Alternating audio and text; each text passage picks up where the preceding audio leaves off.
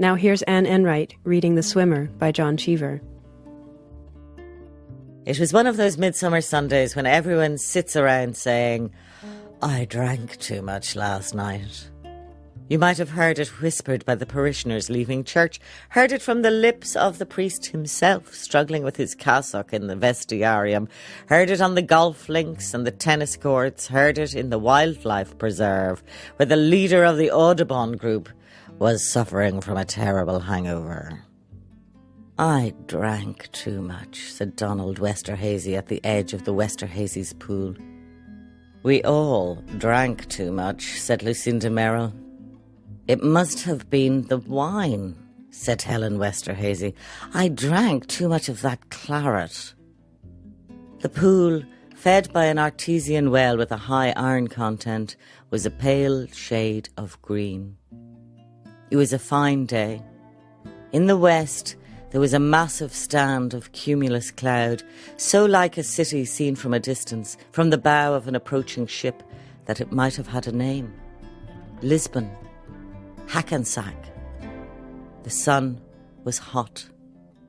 Neddy Merrill sat by the green water, one hand in it, one around a glass of gin. He was a slender man. He seemed to have the special slenderness of youth, and while he was far from young, he had slid down his banister that morning and given the bronze backside of Aphrodite on the hall table a smack as he jogged toward the smell of coffee in his dining room. He might have been compared to a summer's day, particularly the last hours of one. And while he lacked a tennis racket or a sail bag, the impression was definitely one of youth, sport, and clement weather. He had been swimming, and now he was breathing deeply, stertorously, as if he could gulp into his lungs the components of that moment, the heat of the sun, the intenseness of his pleasure. It all seemed to flow into his chest.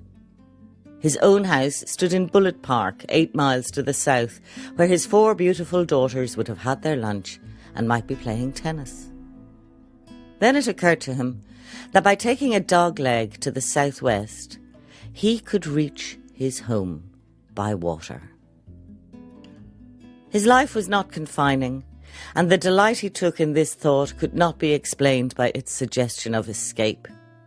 In his mind he saw, with a cartographer's eye, a string of swimming pools, a quasi-subterranean stream that curved across the county.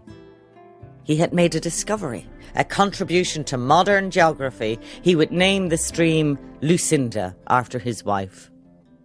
He was not a practical joker, nor was he a fool, but he was determinedly original and had a vague and modest idea of himself as a legendary figure. The day was beautiful, and it seemed to him that a long swim might enlarge and celebrate its beauty. He took off a sweater that was hung over his shoulders and dove in. He had a simple contempt for men who did not hurl themselves into pools.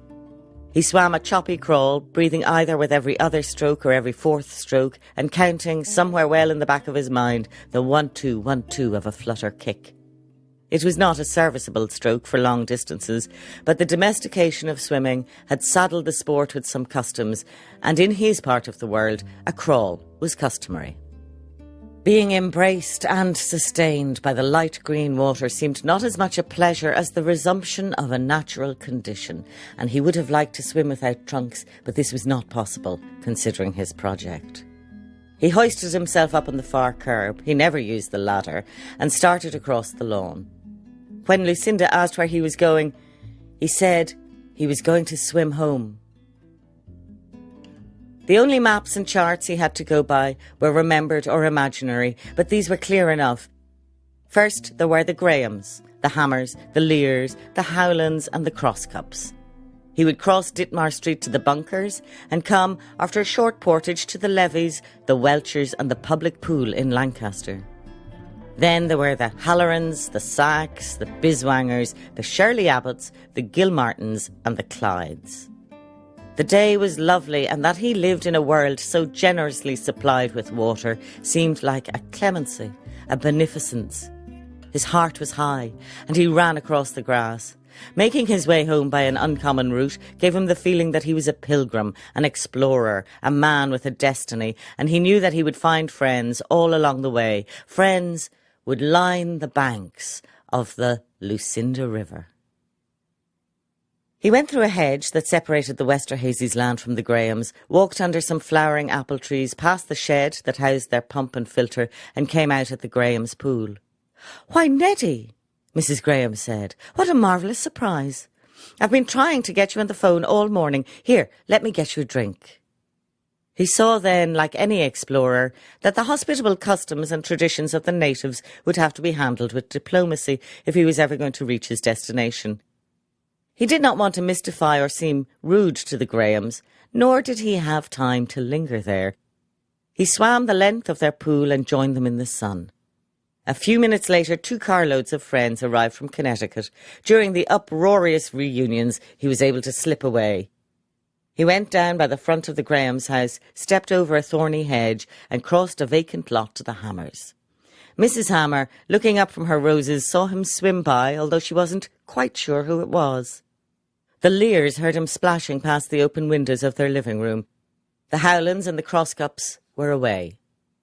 After leaving the Crosscups, he crossed Ditmar Street and started for the bunkers, where he could hear, even at that distance, the noise of a party.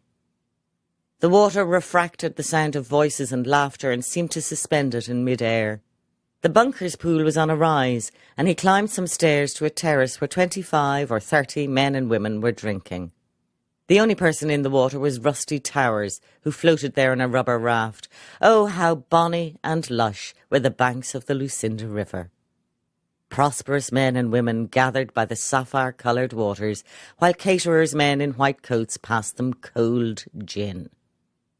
Overhead, a red de Havilland trainer was circling around and around and around in the sky, with something like the glee of a child in a swing. Ned felt a passing affection for the scene, a tenderness for the gathering, as if it was something he might touch. In the distance, he heard thunder. As soon as Enid Bunker saw him, she began to scream. "Oh, look who's here! What a marvellous surprise! When Lucinda said that you couldn't come, I thought I'd die." She made her way to him through the crowd, and when they had finished kissing, she led him to the bar, a progress that was slowed down by the fact that he stopped to kiss 8 or 10 other women and shake the hands of as many men. A smiling bartender he had seen at 100 parties gave him a gin and tonic, and Ned stood by the bar for a moment, anxious not to get stuck in any conversation that would delay his voyage. When he seemed about to be surrounded, he dove in and swam close to the side to avoid colliding with Rusty's raft. He climbed out at the far end of the pool, bypassed the Tomlinsons with a broad smile, and jogged up the garden path. The gravel cut his feet, but this was the only unpleasantness. The party was confined to the pool, and as he went toward the house, he heard the brilliant, watery sound of voices fade, heard the noise of a radio from the bunker's kitchen, where someone was listening to a ball game. Sunday afternoon. He made his way through the parked cars and down the grassy border of their driveway to Alewives Lane. He did not want to be seen on the road in his bathing trunks, but there was no traffic, and he made the short distance to the Levy's driveway, marked with a private property sign and a green tube for the Times. All the doors and windows of the big house were open, but there were no signs of life, not even a barking dog. He went around the side of the house to the pool and saw that the Levys had only recently left. Glasses and bottles and dishes of nuts were on a table at the deep end, where there was a bathhouse or gazebo hung with Japanese lanterns. After swimming the pool, he got himself a glass and poured a drink. It was his 4th or 5th drink, and he had swum nearly half the length of the Lucinda River. He felt tired, clean, and pleased at that moment to be alone, pleased with everything. It would storm. The stand of cumulus cloud, that city, had risen and darkened, and while he sat there he heard thunder. The de Havilland trainer was still circling overhead, and it seemed to Ned that he could almost hear the pilot laugh with pleasure in the afternoon. But when there was another peal of thunder, he took off for home. A train whistle blew, and he wondered what time it had gotten to be. 4? 5? He thought of the station where, at that hour, a waiter, his tuxedo concealed by a raincoat, a dwarf with some flowers wrapped in newspaper, and a woman who had been crying, would be waiting for the local. It was suddenly growing dark. It was that moment when the pin-headed birds seemed to organise their song into some acute and knowledgeable recognition of the storm's approach. From the crown of an oak at his back, there was a fine noise of rushing water, as if a spigot there had been turned on. Then the noise of fountains came from the crowns of all the tall trees. Why did he love storms? What was the meaning of his excitement when the front door sprang open and the rain wind fled rudely up the stairs? Why had the simple task of shutting the windows of an old house seemed fitting and urgent? Why did the first watery notes of a storm wind have for him the unmistakable sound of good news, cheer, glad tidings? There was an explosion, a smell of cordite, and rain lashed the Japanese lanterns that Mrs. Levy had bought in Kyoto the year before last. Or was it the year before that? He stayed in the Levy's gazebo until the storm had passed. The rain had cooled the air, and he shivered. The force of the wind had stripped a maple of its red and yellow leaves and scattered them over the grass and the water. Since it was midsummer, the tree must be blighted, and yet he felt a sadness at this sign of autumn. He braced his shoulders, emptied his glass, and started for the Welchers' pool. This meant crossing the Pasterns' riding ring, and he was surprised to find it overgrown with grass and all the jumps dismantled. Had the Pasterns sold their horses or gone away for the summer and put them out to board? He seemed to remember having heard something about the Pasterns and their horses, but the memory was unclear. On he went, barefoot through the wet grass to the Welchers', where he found that their pool was dry. This breach in his chain of water disappointed him absurdly, and he felt like an explorer who is seeking a torrential headwater and finds a dead stream. He was disappointed and mystified. It was common enough to go away for the summer, but people never drained their pools. The Welchers had definitely gone away. The pool furniture was folded, stacked, and covered with a tarpaulin. The bathhouse was locked. All the windows of the house were shut, and when he went around to the driveway in front, he saw a for sale sign nailed to a tree. When had he last heard from the Welchers?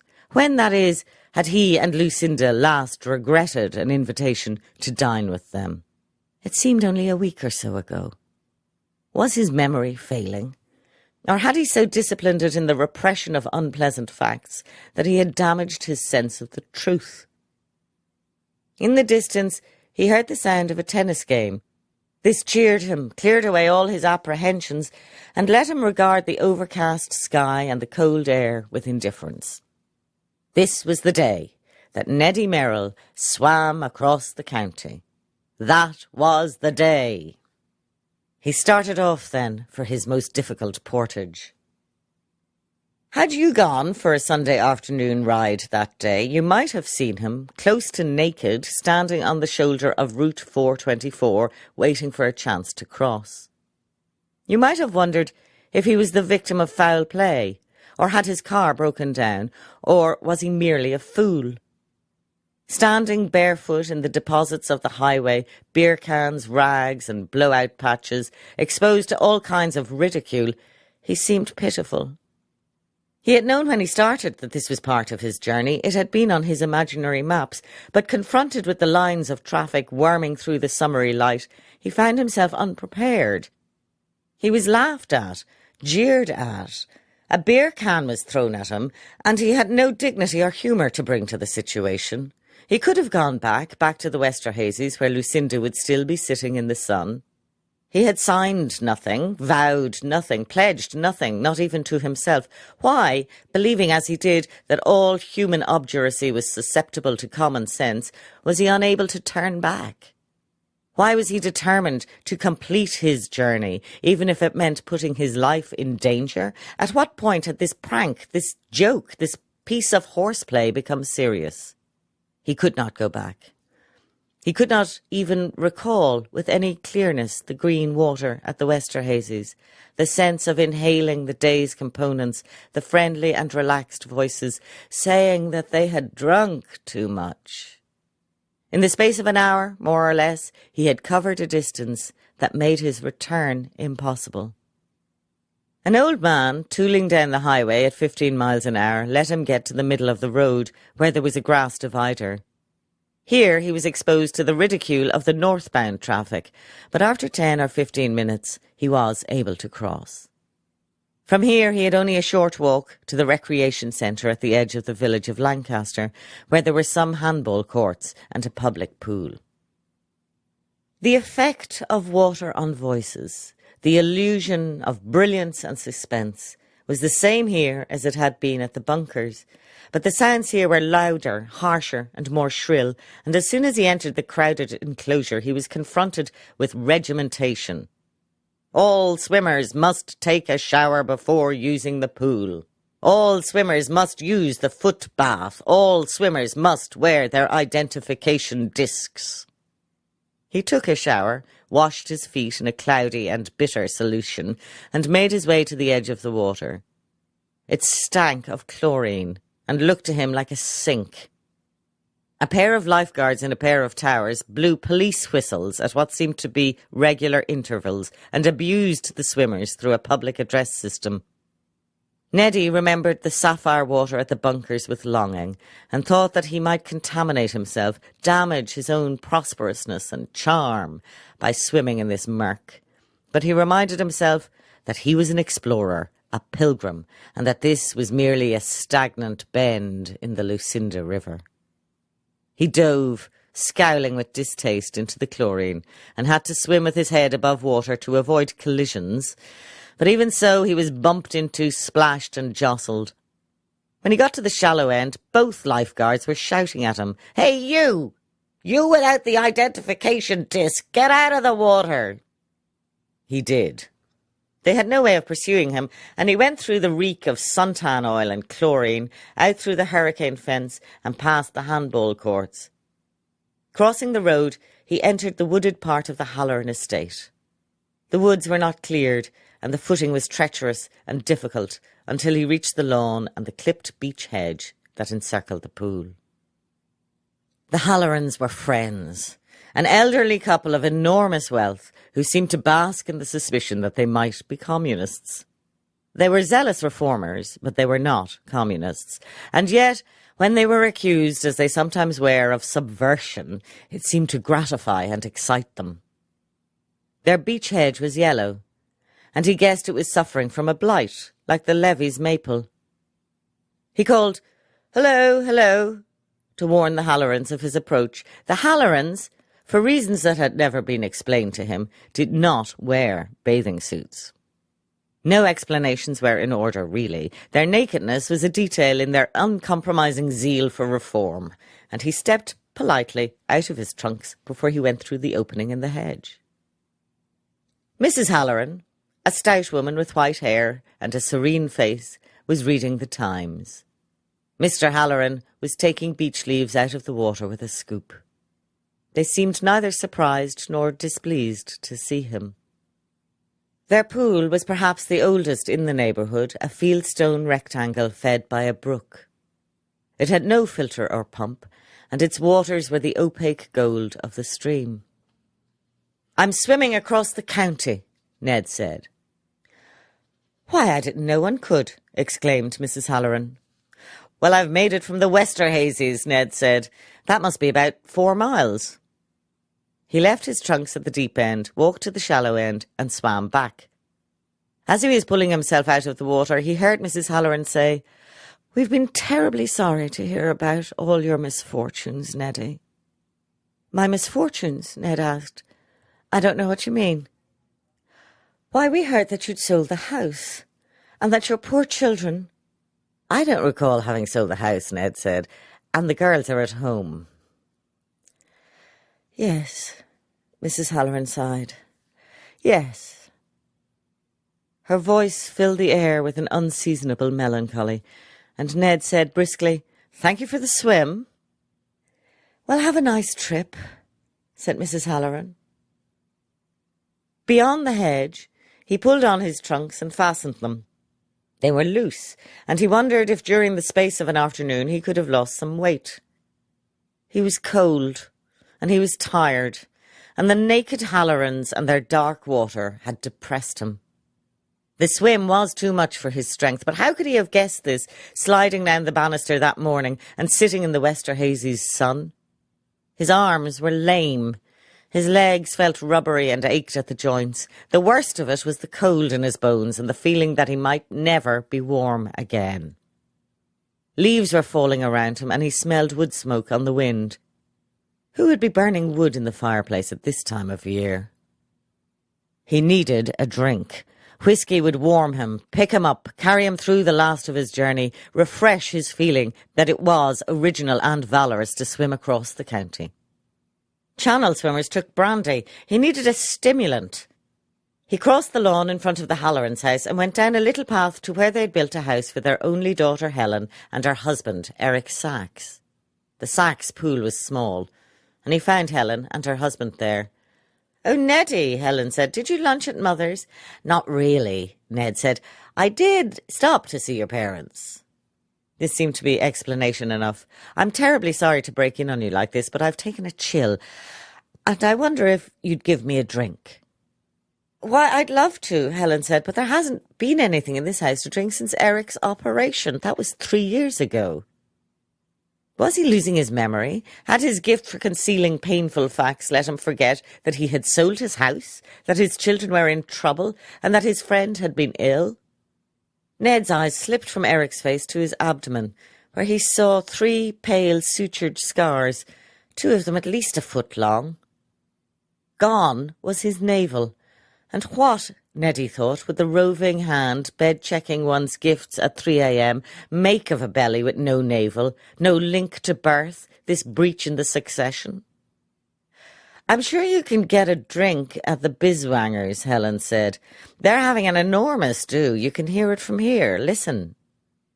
She raised her head, and from across the road, the lawns, the gardens, the woods, the fields, he heard again the brilliant noise of voices over water. "Well, I'll get wet," he said, still feeling that he had no freedom of choice about his means of travel. He dove into the Sachs' cold water and, gasping, close to drowning, made his way from one end of the pool to the other. "Lucinda and I want terribly to see you," he said over his shoulder, his face set towards the Biswangers. "We're sorry it's been so long, and we'll call you very soon." He crossed some fields to the Biswangers and to the sounds of revelry there. They would be honoured to give him a drink. They would be happy to give him a drink. They would, in fact, be lucky to give him a drink. The Biswangers invited him and Lucinda for dinner 4 times a year, 6 weeks in advance. They were always rebuffed, and yet they continued to send out their invitations, unwilling to comprehend the rigid and undemocratic realities of their society. They were the sort of people who discussed the price of things at cocktails, exchanged market tips during dinner, and after dinner told dirty stories to mixed company. They did not belong to Neddy's set. They were not even on Lucinda's Christmas card list. He went toward their pool with feelings of indifference, charity, and some unease, since it seemed to be getting dark, and these were the longest days of the year. The party, when he joined it, was noisy and large. Grace Biswanger was the kind of hostess who asked the ophthalmologist, the veterinarian, the real estate dealer, and the dentist. No one was swimming, and the twilight reflected on the water of the pool had a wintry gleam. There was a bar, and he started for it. When Grace Biswanger saw him, she came toward him, not affectionately, as he had every right to expect, but bellicosely. "Why, this party has everything," she said loudly, "including a gatecrasher." She could not deal him a social blow. There was no question about this, and he did not flinch. "As a gatecrasher," he asked politely, "do I rate a drink?" "Suit yourself," she said. She turned her back on him and joined some guests, and he went to the bar and ordered a whisky. The bartender served him, but rudely. His was a world in which the caterer's men kept the social score, and to be rebuffed by a part-time barkeep meant that he had suffered some loss of social esteem. Or perhaps the man was new and uninformed. Then at his back he heard Grace say, "They went broke overnight. Nothing but income. And he showed up drunk one Sunday and asked us to loan him $5,000. She was always talking about money. It was worse than eating your peas off a knife. He dove into the pool, swam its length, and went away." The next pool on his list, the last but two, belonged to his old mistress, Shirley Abbott. If he had suffered any injuries at the Biswangers, they would be cured here. Love, sexual roughhouse in fact, was the supreme elixir, the painkiller, the brightly coloured pill that would put the spring back into his step, the joy of life in his heart. They'd had an affair last week, last month, last year. He couldn't remember. It was he who had broken it off. His was the upper hand, and as he stepped through the gate of the wall that surrounded her pool, it seemed to be his pool, since the lover, particularly the illicit lover, enjoys the possessions of his mistress with an authority unknown to holy matrimony. She was there, her hair the colour of brass, but her figure at the edge of the lighted cerulean water excited in him no profound memories. It had been, he thought, a light-hearted affair, although she wept when he broke it off. She seemed confused to see him. If she was still wounded, would she, God forbid, weep again? "What do you want?" she asked. "I'm swimming across the county." "Good Christ, will you ever grow up?" "What's the matter?" "If you've come here for money," she said, "I won't give you another cent." "You could give me a drink." "I could, but I won't." "I'm not alone." "Well, I'm on my way." He dove in and swam the pool, but when he tried to haul himself up onto the curb, he found that the strength in his arms and his shoulders had gone, and he paddled to the ladder and climbed out. Looking over his shoulder, he saw in the lighted bathhouse a young man. Going out onto the dark lawn, he smelled chrysanthemums or marigolds, some stubborn autumnal fragrance on the night air, strong as gas. Looking overhead, he saw that the stars had come out, but why should he seem to see Andromeda, Cepheus and Cassiopeia? What had become of the constellations of midsummer? He began to cry. It was possibly the first time in his adult life that he had ever cried. Certainly the first time in his life that he had ever felt so miserable, cold, tired and bewildered. He could not understand the rudeness of the caterer's barkeep or the rudeness of a mistress who had once come to him on her knees and showered his trousers with tears. He had swum too long. He had been immersed too long, and his nose and his throat were sore from the water. What he needed then was a drink, some company and some clean, dry clothes, and while he could have cut directly across the road to his home, he went on instead to the Gilmartins pool. Here, for the first time in his life, he did not dive, but went down the steps into the icy water and swam a hobbled side-stroke that he might have learnt as a child. He staggered with fatigue on his way to the Clydes and paddled the length of their pool, stopping again and again with his hand on the curb to rest. He climbed up the ladder and wondered if he had the strength to get home. He had done what he wanted. He had swum the county, but he was so stupefied with exhaustion that his triumph seemed vague. Stooped, holding on to the gateposts for support, he turned up the driveway of his own house. The place was dark. Had Lucinda stayed at the Westerhazys for supper? Had the girls joined her there or gone someplace else? Hadn't they agreed, as they usually did on Sunday, to regret all their invitations and stay at home? He tried the garage doors to see what cars were in, but the doors were locked and rust came off the handles. Going toward the house, he saw that the force of the thunderstorm had knocked one of the rain gutters loose. It hung down over the front door like an umbrella rib, but it could be fixed in the morning.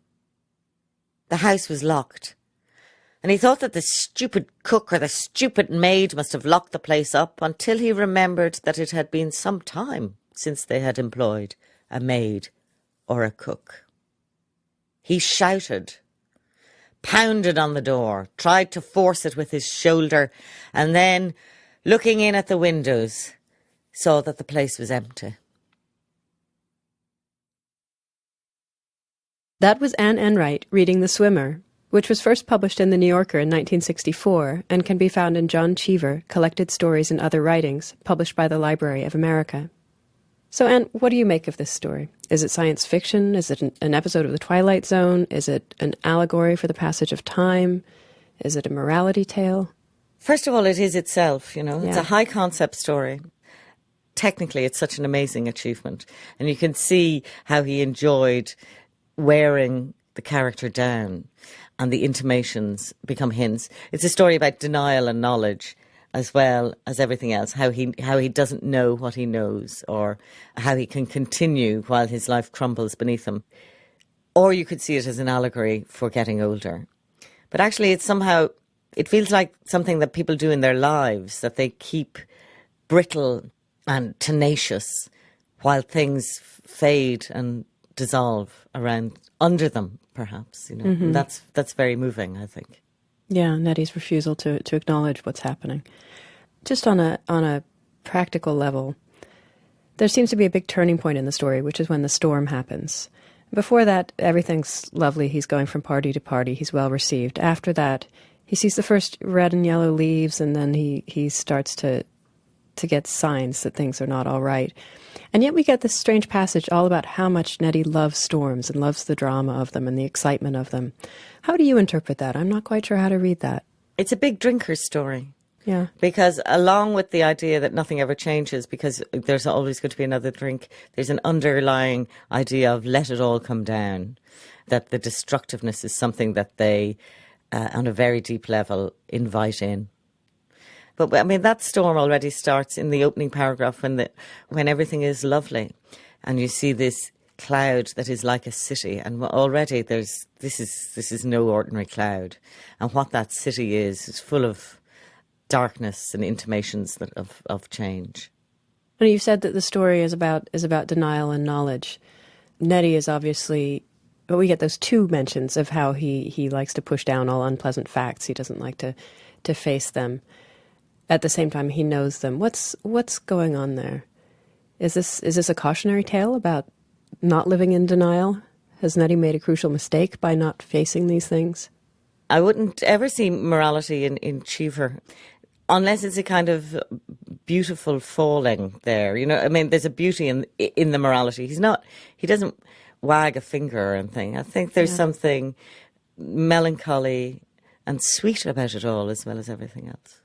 Well, Cheever himself said that The Swimmer was about the irreversibility of human conduct, which makes me think about the story and wonder which conduct he's talking about. Perhaps it's about the hubris that Nettie and Lucinda show, and sort of ignoring people of lower social caste and considering themselves a gift to those people, in a sense, when they turn up at their parties. Yeah, I mean, there's a huge social aspect to the story, but actually it's about grandiosity of any description. You wouldn't have to be rich and have lots of swimming pools to understand this story. And again, it's a real drinker's refusal to change. I mean, a drinker can't change because then they'd have to stop drinking. So, but we're all drinkers. One kind or another. Well, it's wonderful how there are these two threads in the story for me. There's just sort of the comic ridiculousness of it. It's really funny. Here's Nettie trying to get across the freeway and people are throwing things at him. He's got this sort of absurd quest, like the Holy Grail. He's going to make it home by swimming through his friends' and neighbors' swimming pools. At the same time, it's an intensely dark story. How do you think that Cheever reconciles those two things? How does he manage to make it both of those things at once? The beautiful thing in this story for me is the way it hangs, the sense of suspension, how he restrains himself the whole way through until the very last line. So although everything has fallen apart, the way we float over the reality, or the way Nettie floats over the reality, gives us great pleasure, basically. There's an awful lot of pleasure in the story. Yeah, at the same time, an awful lot of misery. Yeah, one suspects for everyone else. Yeah. More than from him. Houses going up for sale, people, the grass growing, the horses being gone. Yeah, but it's a very slow apocalypse. Mm-hmm. And it's not one that we worry about too much. The beautiful people are moving on. The beautiful people are no longer beautiful. Now, at one point, Cheever envisioned this as a novel, and he had 150 pages of notes for it, and then ended up cutting it down and having it be a story of this length. Do you think it would have worked as a novel? I really don't think it would have worked as a novel. I actually find it slightly too long as a short story. I hesitate to say it about a master like Cheever, but I think he could have pulled one pool out of there. We could have lost maybe 2 pools. Well, I think originally he had 30 pools, something like that. Right. It was going to be the whole cycle. But it's funny then how he got distracted by his own social impulse, because it's an arc. I mean, it's a very simple arc, this story. Yeah. And I don't think he could have maintained the balance for that long. The naturist communists are amusing, but we're not, we don't want more of that, Yeah, yeah. Well, he also originally sort of saw it as a kind of version of the myth of Narcissus, who, wastes away while staring at his own reflection in the pool. And it goes beyond that. But reading that made me wonder if perhaps Nettie is dead at the end of the story. Is this, Lucinda River, perhaps the river Styx? I mean, that's one interpretation. It would be too literal for me, It would be too, is it The Sixth Sense, the Hollywood movie? The wonderful thing about the sting in the tail of this story, and then there are a whole tradition of stories, as with stings in the tail. Yeah. The wonderful thing is that you don't quite know what it is. I mean, it stings, but you don't know what bit you. There's a twist, but you don't know where it's to. So I think he avoids rather brilliantly a literal interpretation of what it means. Yeah, well, you don't know if it's that fall or if it's years later. There's a suggestion that it's years, because he doesn't know about the years have passed. Yeah, the operation that 3 years since the operation. Yeah, but there's no, it could be 20 years. Who knows? Yeah. By the time you get to the end, it's very vague. The best thing about the end is not only that we don't know whether it's 20 years before or not, but he realises that they haven't had a maid or a servant in quite a while. Yeah. So the destruction had already started. Yeah. Well, throughout he's got that, he's refers to something that someone brought back from Kyoto. Was it a year ago or was it 2 years ago? He's an awareness of the time. But passage of time is creeping up. The wonderful thing about his forgetfulness is not only that it's social, it's like, oh God, there's lanterns, when do they arrive? But he can't remember when he had an affair with the mistress. But that also says something about love, which is a spreading and sort of timeless thing. And to try and put love or, desire into a chain of events, it does tend to escape cause and effect and consequence like that. So it's kind of... The thing about, these moments is they have a timelessness, and that's why you can't remember when they were. You can't remember, was it last week or last year? Though what he does remember is that he was the one to break it off and break her heart. Oh, she came across on her knees and wet his trousers with tears. That memory doesn't go away. He's a man who likes a nice crease in his pants. Michael Chabon wrote a little piece about this story, or about discovering the story in an anthology which he referred to as 100 Stories Ruined by English Teachers. Oh. It's a story that's been so discussed in school and academic situations. Do you think it's possible to come to it fresh? Well, I was surprised that no one had done it as a podcast before for The New Yorker. It's such a classic story. And I was a bit fearful that it would be a bit hackneyed. And then I read it again, and it's just really good. And so, they can't spoil it. Yeah. I mean, talking about it can't spoil it. It's just really, really good. It's really well done, and it's really chilling. Well, thank you so much, Anne.